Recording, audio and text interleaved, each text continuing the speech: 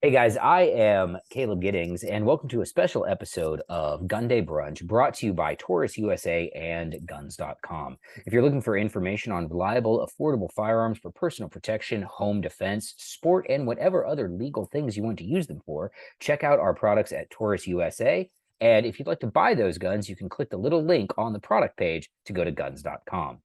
Now, the reason this is a special episode is Keith and Jack aren't here, which is fantastic for me because I finally don't have to deal with them talking over each other and not understanding how to sequence on a Zoom call. But in all seriousness, I have my friend Tessa Booth here, who is the owner of Armed and Styled. She is a YouTube content creator, a consultant for Filster and LTT, and all sorts of other stuff. So, Tessa, why don't you tell our listeners a little bit about yourself? Like, what do you do now?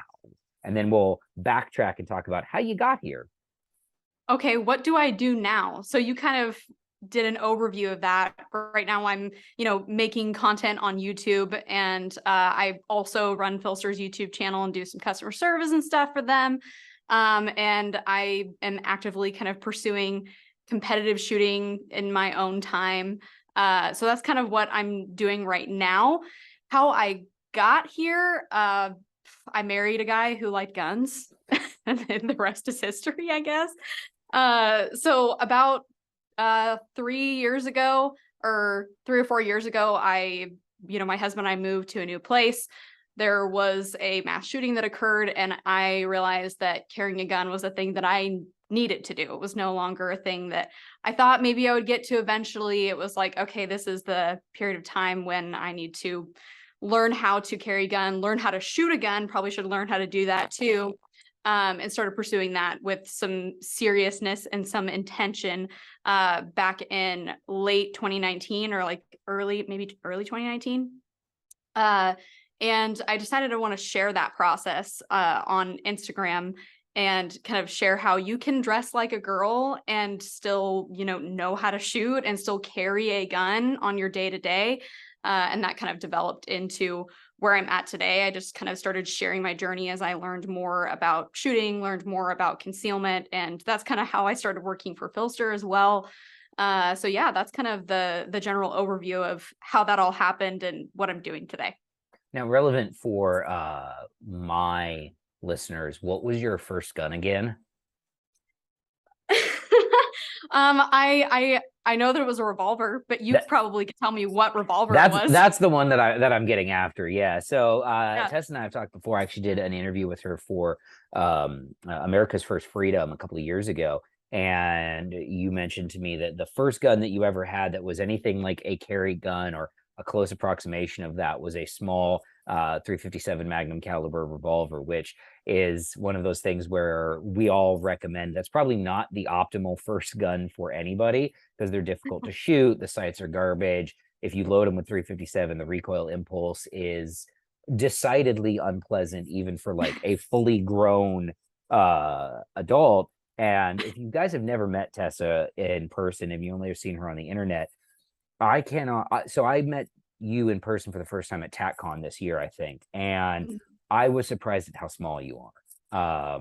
I'm not a really big person myself, but I was like, I am much bigger than Tessa, and that felt great. I'm like, aha, someone I can loom over. But in all seriousness, when you are, I'm 5'6", I'm 170 pounds. I don't like to shoot J frames with 357 Magnum ammo. I can't imagine if you're, 4'10" and maybe weigh 95 pounds or whatever. So it's not like, you got like arms like thin. So moving aside from your terrible first gun experience, I think what's interesting about that and what kind of leads me into what I wanted to talk to you specifically about is you mentioned your entry into the lifestyle of carrying a gun was sort of via your husband.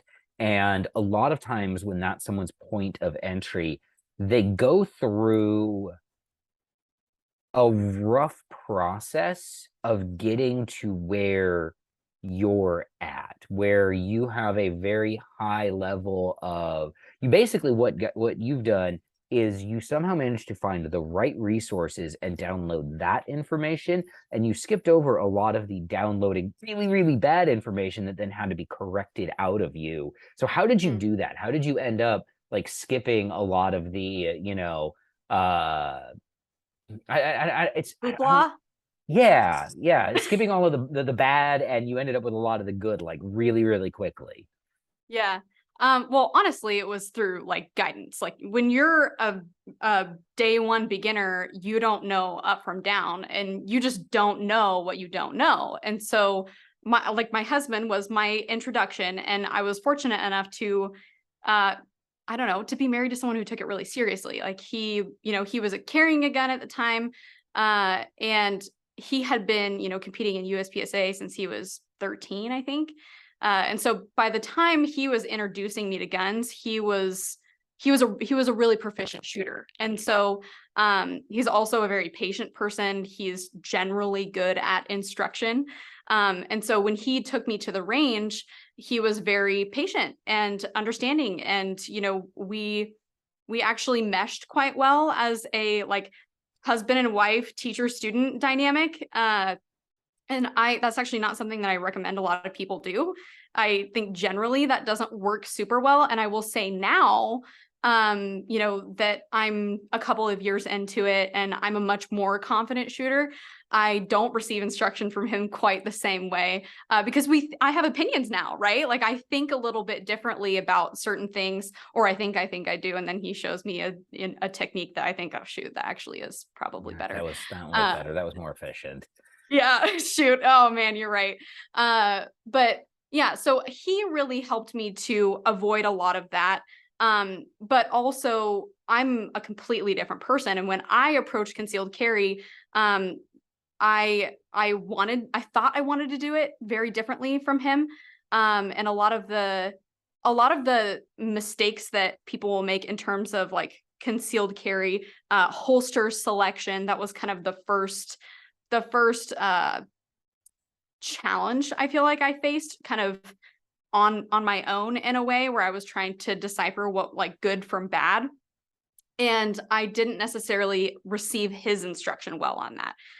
Because I thought girls carry guns differently than guys do. And so this isn't something you can advise me on. And I kind of went off on my own, trying to carry in specific things that I'd seen other women carrying in. So that led me down the path of, nylon holsters, sticky holsters inside the waistband, Ugh. belly bands, the whole thing, that a lot of new concealed carries in general, but specifically with the like corset style belly band stuff, a lot of women fall into that, If right? it makes you feel better, and people who have listened to the show before know this, one of my first concealed carry rig that I can actually remember, right? Like, because I've been carrying a gun concealed for a really long time now. The first rig that I Mhm. can actually like remember, because I remember how terrible it was. It was unbelievably bad. It was uncomfortable. It didn't conceal for shit. Absolutely terrible. Was an Uncle Mike's inside the waistband holster that was left-handed, but I reversed it so that I could carry a 4-inch Ruger GP100 small of the back, with the butt pointing the wrong way for what you would consider small of the back carry. So that was my first. Yeah, So that does make me feel better. oh, it was so, so bad. I mean, I was 20. Hang on, I got to think about this. That was what I would have been, what, 26, I think, maybe something. So very, very young, very early into, I had like been into guns and I knew I like shooting guns and stuff like that. But that was kind of my first, like, I want to carry a gun for personal Yeah. protection. And while the revolver portion of the event hasn't really changed that much in the intervening 20 something years, Mhm. the way I carry them has certainly gotten a lot better. Yeah. So Yeah. Wow. bad. Yeah. So yeah, needless to say, when you're a beginner, you don't know what you don't know, Yeah. right? And I didn't have Uh the internet back then. Like I couldn't go to Filster's website and learn. I mean, we had the internet, but the level of resources back in oh yeah, yeah, 2005 versus yeah, what we have now, I couldn't go to Filster's website and be like, oh, here's optimal concealment strategies for appendix carry inside the waistband, outside the waistband. I couldn't yeah. do that because it wasn't out there. Right. Well, and that kind of stuff, like today, there are so many resources, and that's what I'm, hoping and working to continue to grow on that. But at the same time, there's also so much garbage that you still have to sift through. So yeah, we had the internet today, but we also have to still, even as, you know, as a beginner, sift through the bad from the good.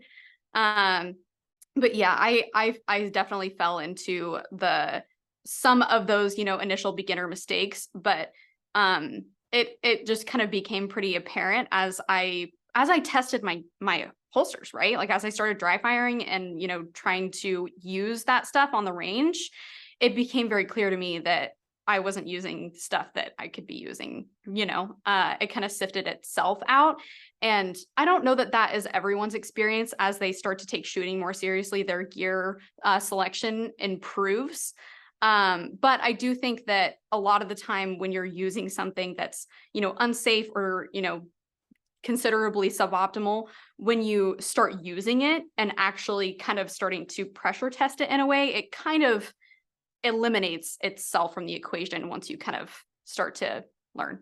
I think that like general range work will not eliminate bad gear from Mm, people's because the scope of what is range work is an enormous broad scope, right? It can, you know, it can mean I go to the range once a month and I take my gun out of the, you know, nylon gun case and I load it and then I shoot it and then I yeah, reload the magazine by hand and I do that. That counts as range work and that doesn't right, really, you know, validate gear. What right. does, what will always, and this is a conviction that I hold true, like very firmly.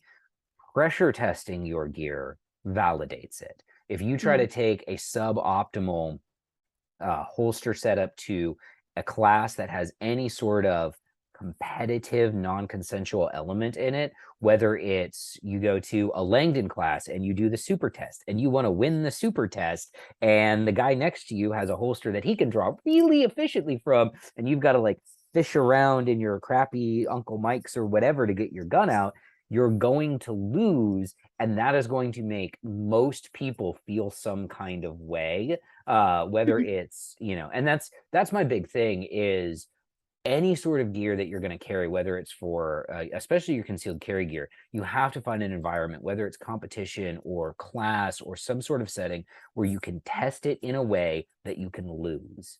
Test mm, it in a way where there is damage to your ego if your gear doesn't work right. And whether, again, that can be for some people that starts at as low as getting made fun of by your friends on the range. And for other people, it's, you know, national championship level shooting or things like that. But that element of that pressure test, of that competitive environment where you know you can lose and your brain goes, I don't want to lose. I don't want to friggin' look yeah, stupid. I hate looking stupid. It's the worst.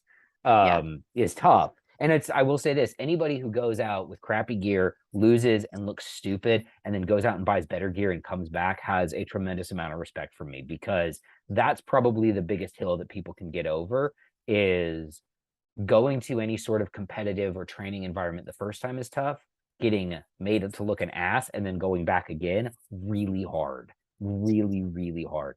So many yeah. people quit jujitsu, martial arts, working out, all of these other things after their first embarrassing attempt and never ever go back. Right. Yeah. That was what my first USPSA experience was like. I went to my husband encouraged me to participate in a match, and so did all the other people that were there. I'd go watch Was him that the one you compete. posted the video of in those horrifying tack pants shooting like a Glock 48 or something?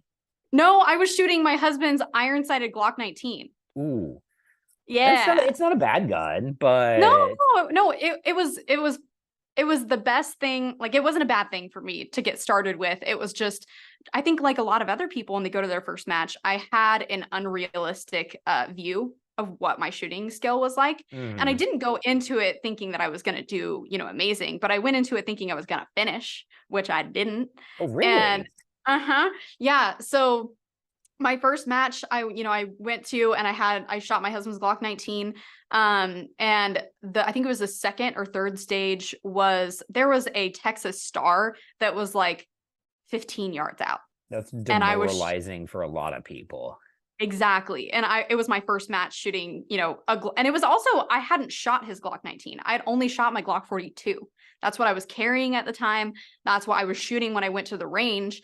And so shooting I didn't have any experience really shooting his Glock 19. So I went to that match, first time drawing from outside the waistband, with, you know, his Glock 19, and I had a Texas Star out at 15 yards. And so I didn't finish that stage, and it was like the second or third stage, and the rest of the match was, everyone was so encouraging and nice. Like it was a very encouraging environment, but I was all up in my head and, you know, negative self-talk after I had that, you know, failed stage.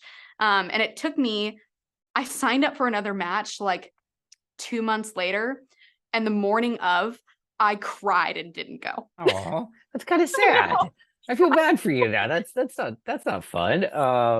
I always have to uh, tell people that though, because people get so intimidated about going to matches, and it's like, I'm going now, right? I go now and I enjoy it, but I had to do the really icky, uncomfortable part. Like I had to do the part where I failed. I had to do the part where I didn't want to go. And then like once you start going and getting better is when you can start enjoying it. hmm You know, it's funny. I think I've been, I've been shooting matches for a long time now as well. And it's funny because I still think of myself as being early in my shooting career, but I'm not anymore. You're And it's old just, now. yeah, hey, easy. I'm experienced. There's a difference. And part of that is because I still feel like I have so much left to learn about shooting, about my own ability to perform, about where I can push, where I can't push, and things like that. Yeah. But it is funny when you talk about not, so I am an extremely competitive person. And so the idea of like not wanting to go back is crazy to Mm. me. Like I'm like, no, of course I would want to go back because I can always do better. I can always beat one more person, you know. And I think that when you have there's definitely people whose mindset is not, they're not wired like that.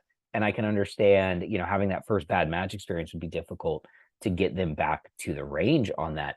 And I want to drag this conversation a little bit into the lane where one of the things that I wanted to talk about, because it's a topic that I go back and forth on. You mentioned that your first USPSA match was a very supportive environment. And I have, by and large, found the shooting sports in general, whether it's USPSA or IDPA or Steel Challenge, to be supporting, accepting environments of both of new shooters, regardless of their gender or age. We experienced people in the shooting sports understand that our sport dies without new blood. So whenever new people show up, we're like, yay, a new person. Let's be nice to them. And then it's after like 5 years where we start to haze you. But in all seriousness, that moves me over to this idea of women's only classes and women's only events. And I am constantly going back and forth on these. And with the caveat, I am not a woman. I do not understand. I do not understand the unique experiences that a woman, especially someone who is not part of gun culture, might have coming into this space where you are entering an environment that is intimidating, that is very, you know, traditionally masculine, male dominated, and all of that. So there's a part of my brain that is like, this is a good thing. We should have more of these things because I want people to feel comfortable coming into this environment. And then I see some of the content that comes out of these things and I go, oh dear. So you are a woman, and I don't know, you know, if you were like from what you would consider a traditional like gun culture background or anything like that. But talk to me a little bit about some of those experiences that you've had, because you've had two that we mentioned offline that I really want to kind of get into. Right. So first thing I want to mention, because it goes along the lines of the things we were just talking about and this, and that is one of the reasons that going to matches was so really anxiety inducing for me, was not the shooting aspect necessarily. It wasn't that, you know, there was a lack of support from, you know, the other competitors or anything like that. It was, you know, pressure that I put on myself. And I struggled to articulate this, but I'm going to do my best. The thing that was really hard for me going back to matches was knowing that I was not not the best shooter there, but also that I wasn't necessarily even in the middle of the road. You know, Right. I was in the bottom, you know, class of shooters there, and I was also the only girl. So I would show up to a match, and I felt that I would be How's that bad? You're going uh high lady every time. Right, exactly. So I guess the thing that was challenging for me in that is that I felt like I was representing women poorly. Like it Okay, felt that's like fair. I was showing up to matches and I was perpetuating this idea that women aren't serious about shooting. And it wasn't that I wasn't serious about it, it was just that I was just getting started. And that goes into, all women's classes is a lot of them. In fact, I've never seen a women's class that is not a beginner's class. And so that's one of the things about women's classes is that it's the assumption, there's two assumptions that are generally made. And that is that all women are beginners. If you're a girl doing gun stuff, then you're a beginner. Or that if there is a women's class happening, it is for beginners only. Does that Interesting. make sense? Yes, that makes sense. And that is not a thought that has ever permeated my brain before this moment, but it is, as I look back on the women's only classes that I've been aware of, you're 100% correct. They are marketed exclusively for entry level shooters. I have never even heard of something like a women's only intermediate class or, some interesting. Yeah. Hmm. So before we got onto, this podcast, I was doing some reading from Kathy Jackson from The Cornered Cat and also Annette Evans from On Her Own. And they both had pretty similar viewpoints on that. Like they both very much felt the same thing, that there are not really women's classes that are not only for beginners. And also that generally the assumption is that when a girl shows up to a shooting thing, whether it's a class, whether it's a match, or even a gun store, the assumption is that they are a beginner. So when a woman walks up to the gun counter, I'm interested in looking at this thing, the assumption is that she's buying her first gun. Now, would you say that that's true across the board, or would you say that there are environmental exceptions, right? Like I was in a class, I took Gabe White's class earlier this year, and there were 2-3 women in it, and I didn't assume any of them were beginners because they were in a Gabe White class. Like the environment, but that's the environment in my head precludes you being a beginner because that is not a beginner level class. So I think that that could be, I think there's like some nuance to that. I think that's part of you and your thinking, and you're also able to potentially like differentiate. You can maybe decide if somebody is more on the beginner side of things based off of what they brought to the class, like how prepared they are. The fact that they're at a Gabe White class certainly says something, but I showed up to a Steve Anderson class. And at the time I didn't have a competition set up. So I brought my Enigma with my Glock 48. And oh man, if you said you shot a Glock 42 in a Steve Anderson class, that would have been the tightest shit ever. 380 just well, I mean, still showing up with a Glock 48 from concealment. That's pretty legit. I was very much the odd man out, but the thing that was kind of funny about it was that, day one in this class, we did a lot of drawing from the holster and trying to get our times down. And I've never shot that fast before. I've never drawn a gun that fast before, and I haven't done it since. But 2 times in a row, I drew in 0.78, like draw to first shot, 0.78, and then 0.8. And all the other students in the class were like, whoa, that's crazy. Afterwards, I was talking with one of the male students, and he said, when you showed up to class and I saw that you had a Glock 48 from concealment, I thought, oh no, this girl is going to hold up the entire class. It makes you feel any better. That's what I get whenever I show up anywhere with a revolver. People are like, oh, he's going to hold up the class. And I'm like, listen, let's find out. Right. And in that case, it wasn't necessarily the fact that I was a girl showing up to the class, but I wouldn't be surprised if that compounded the opinion. Right. Yeah, absolutely. I mean, but yeah, as far as good. No, I'm just thinking about it, and I think you're right that my lens colors my thought process on that too, because if I see, so one of the girls that showed up to this class had a Glock, she had a Glock 19 with I don't know, it was a decent quality optic. I don't remember if it was an RMR or a Hollow Sun, and she had a Surefire light on it and was carrying appendix, and I'm like, none of those things scream beginner to me, But what's crazy is they could now, because you could go and download all of that information and you can like clone what, you know, someone is doing, and you could be a beginner and show up with that, but you've bought all the right gear. Yeah. Right. Yeah. So yeah, as far as my experiences in women's only classes, I think that I haven't done a lot of it, right? Like I Mm-hmm. haven't taken a lot of women's only classes. I kind of was thrown into co-ed classes. My first class was John Johnson's Tests and Standards. That was your first class? That was my first class.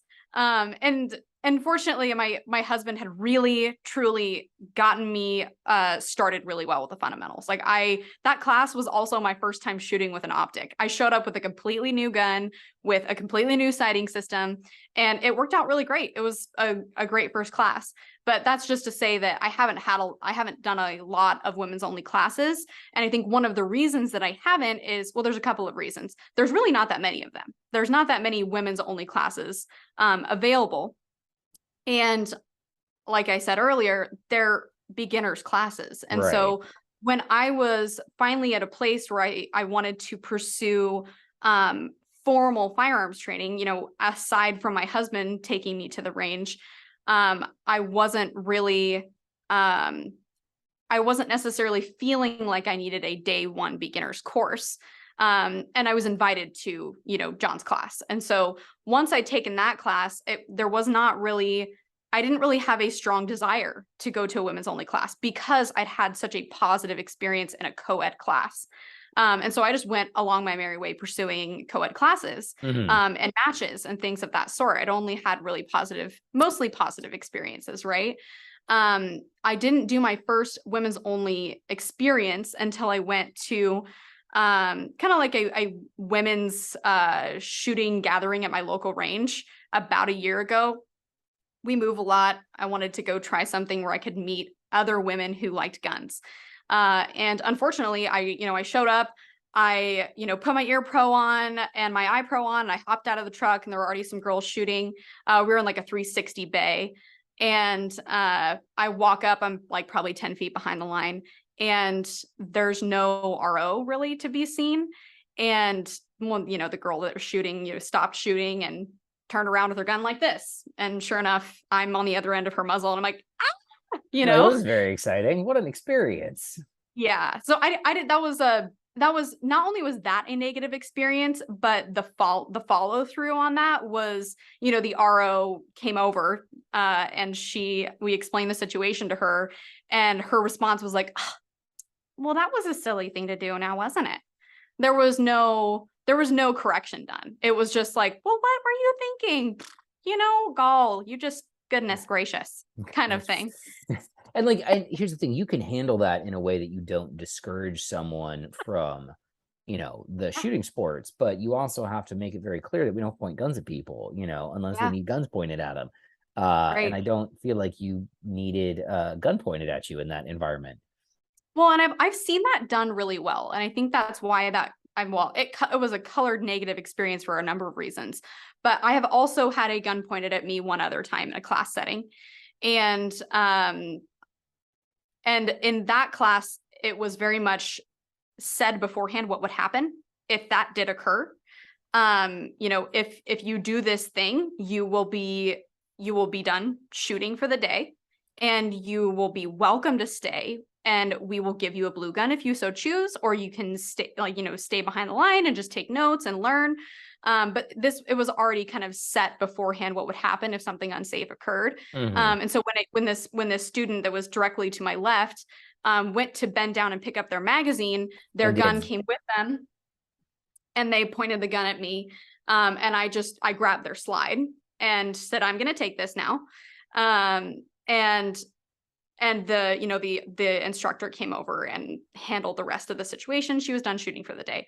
That was a good experience because it was handled so well, and my safety was no longer in jeopardy after that, right? Whereas in this situation, in this women's only event, it was like, oh, honey girl, that was just, you shouldn't have done that, and there was nothing done. She was, allowed to continue shooting for the day. There was no, there was nothing done about it.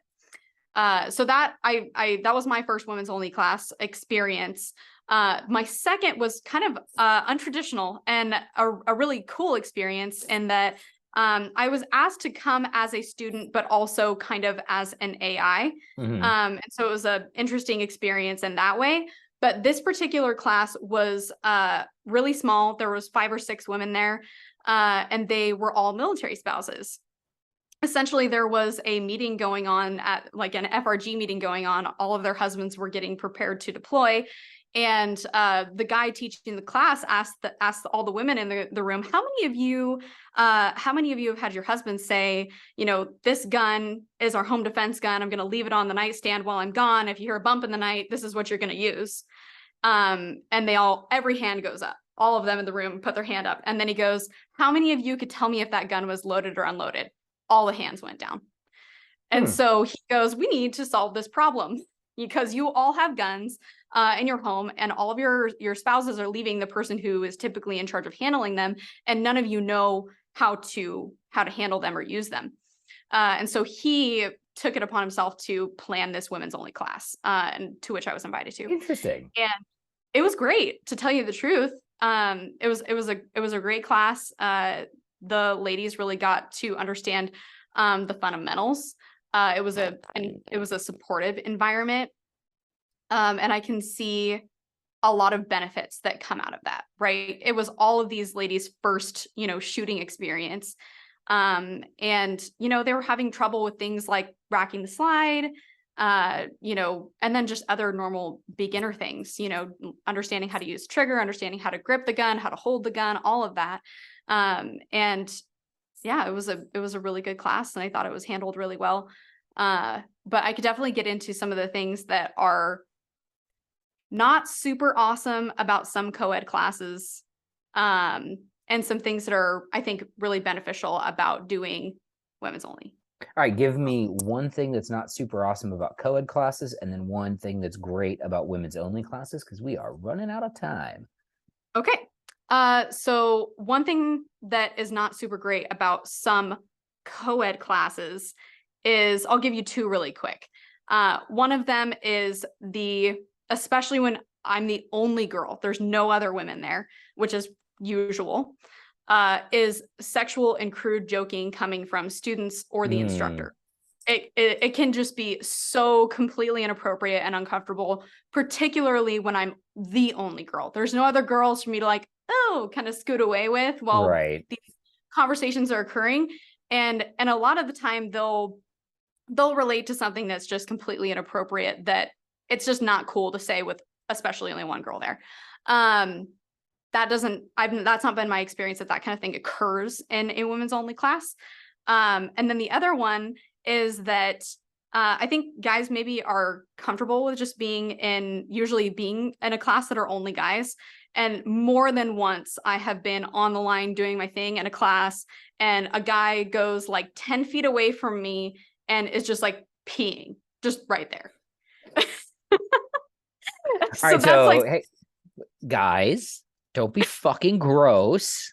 If there are girls if you wouldn't do it in front, actually, I was going to say if you wouldn't do it in front of your mama, but some of you guys very clearly were motherless animals. This is actually something we've talked about on the show before with just me and Jack and Keith. Don't be gross in classes, guys. All right, be cool. Okay, be respectful in your language. And look, I get it. Like, we like to have a good time, but if you say something and it makes someone uncomfortable and they say, hey, could you not be cool? But we have to create an environment where the expectation is that if someone like Tessa comes to me and says, hey, I didn't appreciate that joke you just told, my reaction to that should be, I'm sorry, I apologize. That's the reaction. That's how that exchange goes. I tell an inappropriate joke. Tessa says, hey, that joke wasn't cool. That made me uncomfortable. I say, I'm sorry, I apologize. And everybody's cool. That's how that goes. That's it. It's the one way that interaction is supposed to go. Anything outside of that is not cool. Yeah. And for the love of God, go around the corner to pee. Okay. Yeah. Break visual contact. All right. Look around. No one can see me. Fantastic. What are you, a dog? Like, I don't want people to watch me peeing. Come on. Okay. That's out of pocket. All right. I'm so really give me glad something good about women's classes. So there's a couple of things.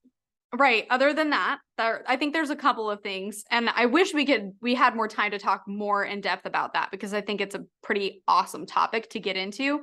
But two really positive things about women's only classes is that generally there's less fear of judgment coming from fellow students. Mm-hmm. And alongside that, there's less pressure from ourselves internally to show up to a women's only class. I'm not feeling like I have to prove something. I'm not feeling I have to prove, to the guys anything, right?